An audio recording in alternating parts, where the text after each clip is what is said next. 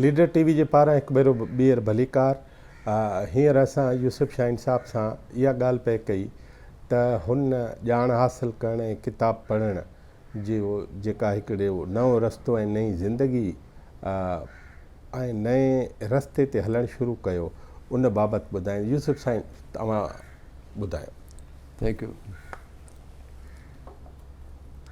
हाणे मतिलबु उहा स्टेज आई जिते मसइलो इहो त किताब दुनिया जी तारीख़ पढ़णी आहे ऐं मां कुझु उन वक़्तु ताईं अलामा इक़बाल रोड ते रहंदो हुउसि। उते साम्हूं मिडवे बुक हाउस हो मुंहिंजो। पोइ दोस्त मालिक दोस्त थी वियो, तमामु गहरो दोस्त थी वियो अहमद साहबु। पोइ आउं उन खां किताब मिसाल 1960-62 में इराक एंशियन इराक आयो किताब अलाए 32 रुपए जो। 32 रुपया वॾी रक़म हुई। हाणे ॿ इशू अची थिया त किताब पढ़णा आहिनि ऐं इन विच में हिकिड़ी उलझन पैदा थी त मां जेको पढ़ंदो हुयुसि तारीख़ में, मिसाल इस्लामी तारीख़ में जंग यरमूक जेका इस्लाम जी पहिरीं जंग हुई, अहम जंग हुई, जंहिंमें 30,000 फ़ौजनि 5 लख बाज़ंतीनी जिन खे रोमी फ़ौजूं चइजे थो उन्हनि खे शिकस्त ॾिनी। भई 30 लख माण्हुनि 30,000 माण्हुनि 5 लख फ़ौजनि खे शिकस्त कीअं ॾिनी। पोइ उन में जेको आहे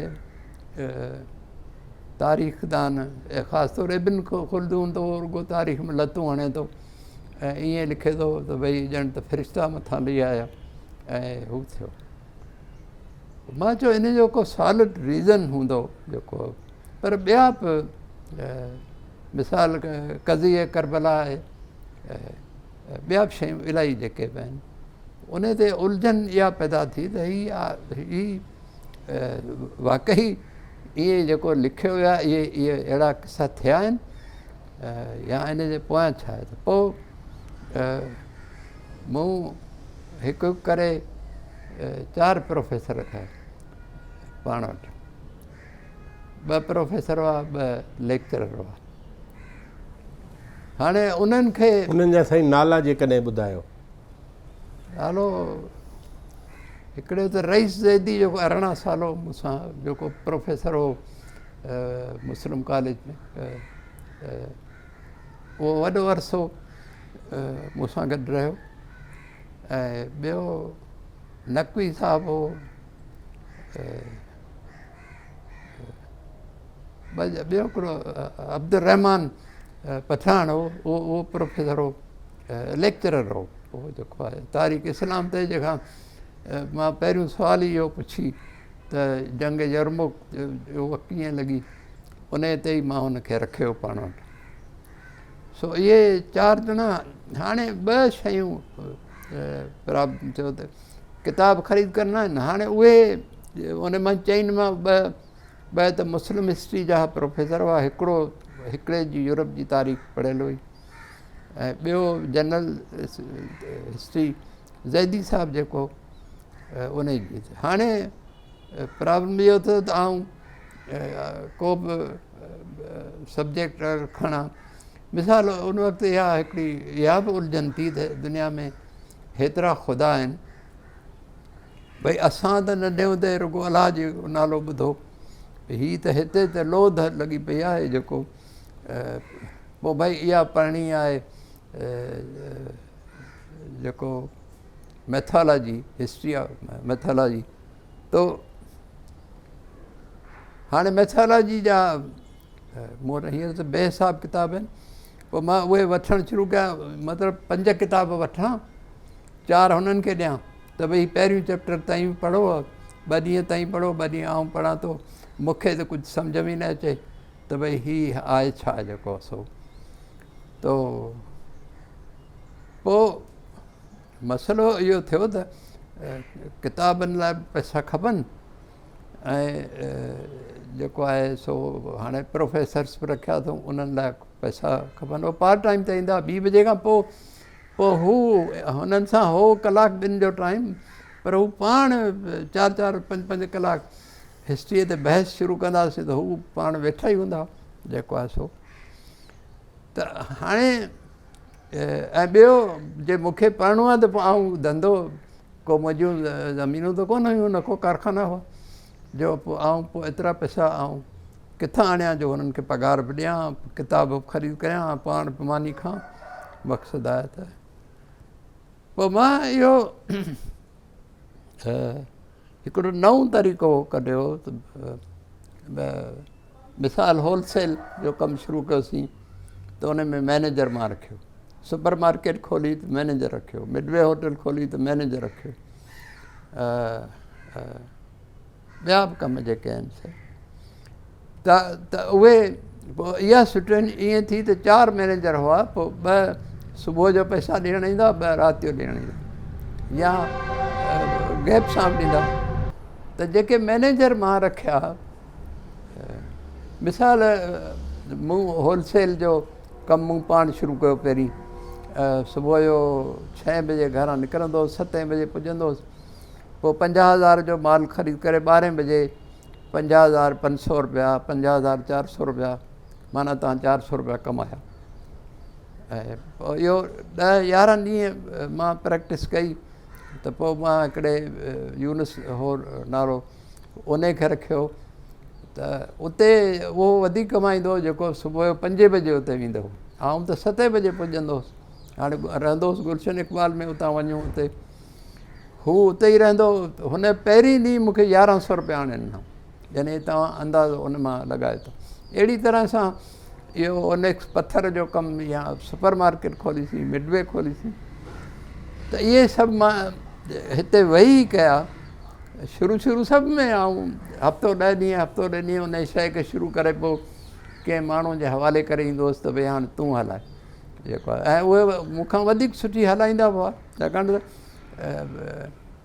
एक्सपर्ट ई खपे जेको आहे सो। ऐं आऊं शुरू खां हिन उसूल जो इहा मूंखे उन वक़्तु बि सम्झ में आई त कहिड़ो बि कमु कजे उन जो जेको बेस्ट माण्हू अवेलेबल हुजे उन जे। मिसाल ओनेक्स में मां वटि जेको माण्हू हो उहो ओनेक्स एक्सपर्ट हो।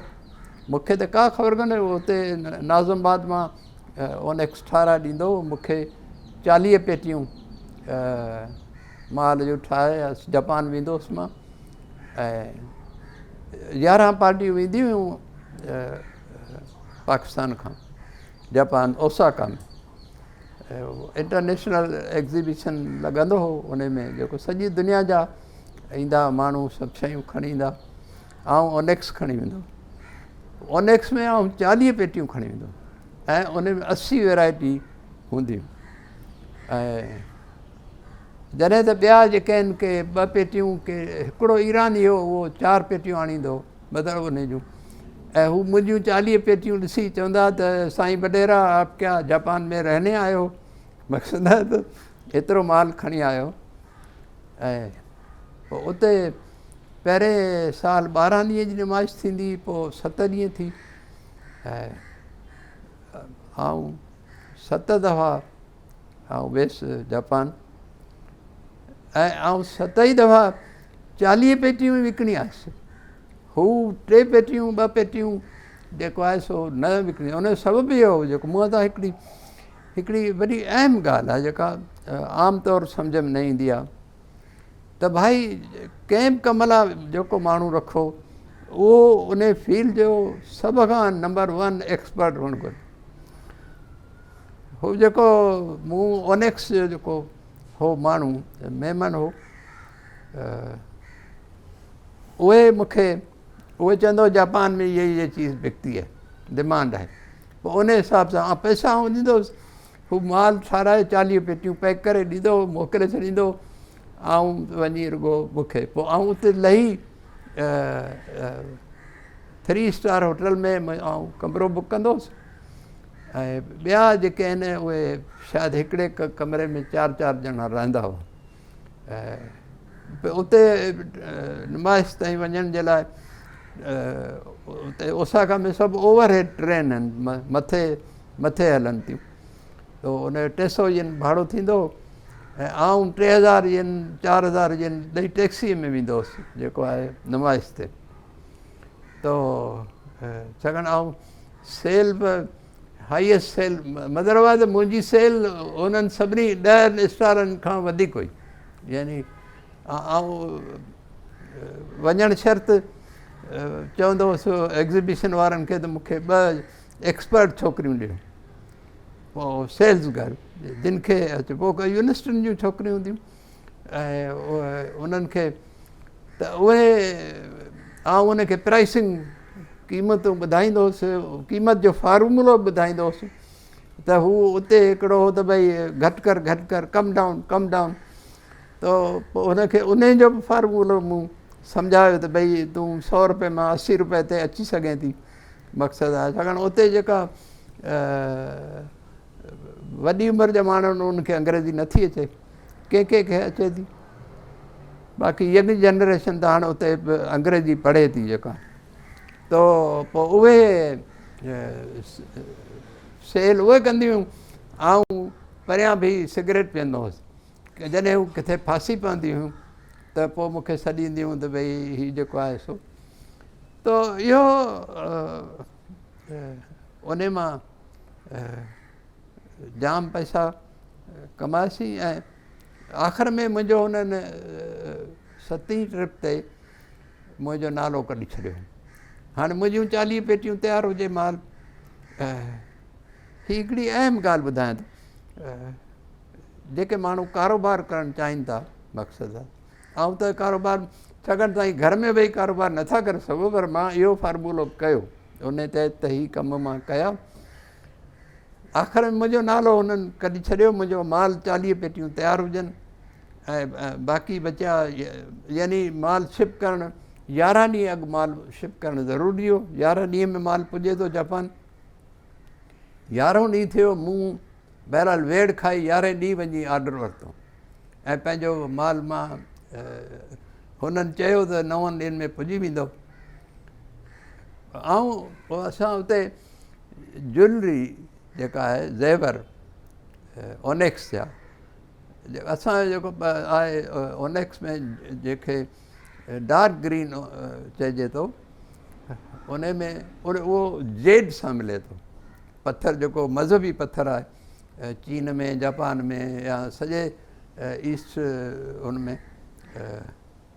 तो उन जा जेके मूंखे अंदरि में शक हो त हीउ माल पुॼंदो कोन। मूंखे हुननि चयो प्रेसिडेंट लाइन वारनि त असीं माल तव्हांखे 9 ॾींहंनि में पुॼाए ॾींदासीं। पोइ मां रिस्क खणी मोकिले बि ॾिनो, पर आउं जॾहिं उते वियुसि त ख़बर पई त अञा पिशावर बि कोन आया माल, मतिलबु कोबे ताईं बि कोन पुॻो आहे जेको आहे सो।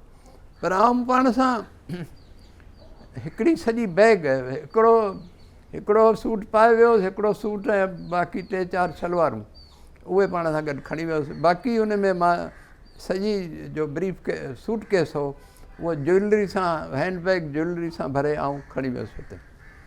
बहरहाल हुनमें काफ़ी ॾुखाई बि थी, कस्टम में जेको आहे सो तंग बि कयूं, पर इन हाणे पहिरीं त हू हैरान थिया त असां हिन जो नालो कटाए छॾियो, हीउ वरी पुॼी वियो आहे जेको आहे। पर मूं वटि माल त हुजे कोन, सिर्फ़ु ज्वैलरी हुजे ऐं मां हाणे उन में छोकिरी बि न पियो रखी सघां, त मूंखे सेल्समैनशिप पाण करणी पई जेको आहे। त मां उन मां कुझु शयूं सभिनी मां थोड़ियूं कढी मूं रखियूं। सम्झ त मूं 2-2000 येन क़ीमत रखी त अञा 2 कलाक कोन गुज़रिया त विकामी वियो। त मां चयो त पोइ मूं वटि आहे इहो ई माल, त मां उनखे 4-4 हज़ार करे छॾियो। तव्हां सम्झो था, यानी उन ई ॾींहुं 2 कलाकनि खां पोइ 4-4 हज़ार ते शाम ताईं उहो विकामी वियो। त मां 60-70 हज़ार येन जी सेल कई। त मूंखे भर में जेको जंहिंजो स्टॉल हुजे, जंहिं मुंहिंजो नालो उहो यूनियन जो सदर थियो, सो उन मूंखे अची बीठो। हाणे आउं कॾहिं बि कंहिंजे एतिरा दफ़ा जॾहिं बि मूं कॾहिं बि कंहिंजे स्टॉल लाइ निहारींदो कोन हुउसि त उन्हनि वटि आहे मुंहिंजो 2 पेटियूं खणी आया आहिनि, हूंदो छा। सो उन मूंखां पुछियो त आपकी कितनी सेल हुई है। मुझे भाई माल ही नहीं है तो सेल कहाँ से, 70,000 की सेल हुई। चई मेरा तो 3,000 कमा है। मुझे तो भाई इन साईं 2 ॾींहं गुज़रिया, 3 ॾींहं हू हुनजी 2 ॾींहं ते 6,000 जी थी सेल। सो पोइ मूंखे चई त साईं साहब आप हमारी एक बात सुनो,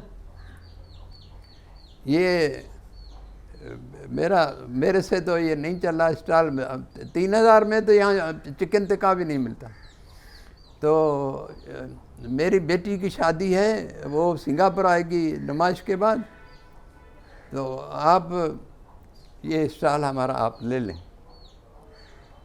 सो मां पहिरियों दफ़ो झुकी हुन पासे ॾिठो त हुन में माल आहे छा, तो रुगे वाज हुजनि। सो मुझे आपने सिर्फ वाज लाए हैं, आपको किसी ने जापान से ख़त लिखा कि खाली वाज लेके आना। भाई हम 80 वैरायटी लेके आए, तुम एक वैरायटी में क्यों लेगा आपसे माल, और मैं इसको क्या करूँगा। मकसद आपके पास माल ही जो है सिर्फ वाज है। इन मां 15 लाख जिन में 16.5 लाख जिन में वो माल हुन स्टॉल ख़रीद कयो, रिस्क खणी जेको आहे। तो भर में गुजरांवाला जो वारा जो जेके इहो जिस्त जूं पितल जूं प्लेटूं जंहिंते ॾाढा हू डायमंड सां अलाए छा छा लॻल थिए थो, तव्हां ॾिठो हूंदो उन प्लेटूं जेके आहिनि ख़ूबसूरत प्लेटूं। ऐं ॿियो कैमल लैंप इहे जेके आहिनि उहे। सो उहे चवनि त आप भी हमारे भाई हमारे पास खाने का पैसा नहीं, सेल ही नहीं हुआ। पोइ 15 लाख जन में मां उन खां पहिरीं त मूं चयो बाबा मुंहिंजी फील्ड न आहे, पर उन जीअं न पट ते किरी पवनि त मां खणी उहा सम्झ त हाणे 30, 31, 31 लाख जन में मां 2 स्टॉल ख़रीद कया, 2 जो पार्टीशन कढियुमि, सुपर मार्केट ठही। मुंहिंजो माल अञा जेको आहे जहाज़ में। पोइ मां उहो पाण वेही उन जी सेटिंग कई, जेको उनजी मां नमाज खां 2 ॾींहं अॻु ॿिन्ही खे 16.5 लाख येन ॾिना। ऐं उन खां पोइ मूंखे 5-7 लाख रुपया ऐं सॼी पेटी भरे येन जी खणी आयुसि हांगकांग। हुतां हांगकांग मां मूं वरी कुझु डॉलर वरिता ऐं कुझु हू कयो। तो